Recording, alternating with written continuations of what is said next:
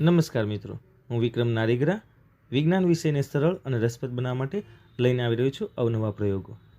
તો ચાલો આપણે ઘરેથી જ અને ખૂબ જ સલામતી સાથે કરી શકીએ એવા એક પ્રયોગ વિશે આજે જાણીએ. વિનેગર અને બેકિંગ સોડાનો ઉપયોગ કરીને કાર્બન ડાયોક્સાઇડ વાયુ બનાવવો અને ફુગ્ગો ફૂલાવવો. આ માટે આપણે ફક્ત 3 વસ્તુનો ઉપયોગ કરીશું: વિનેગર એટલે કે એસિટિક એસિડ, બેકિંગ સોડા એટલે કે ખાવાનો સોડા અને એક ખાલી ફુગ્ગો. હવે એક બોટલમાં થોડું વિનેગર લઈ અને એક ફુગ્ગામાં થોડો બેકિંગ સોડા ભરીને એ ફુગ્ગાનું મોં બોટલ પર સાવ ધીમેથી ચડાવીએ.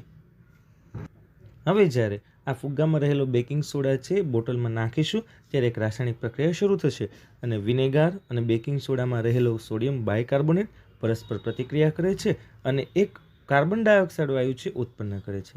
કાર્બન ડાયોક્સાઇડ વાયુ ઝડપથી બોટલમાંથી બહાર નીકળવા માંગે છે, પરંતુ ફુગ્ગો તેના મોં પર બાંધી દીધેલો હોવાથી તે વાયુ ફુગ્ગામાં ભરાતો જાય છે અને ફુગ્ગો ધીમે ધીમે ફૂલી જાય છે.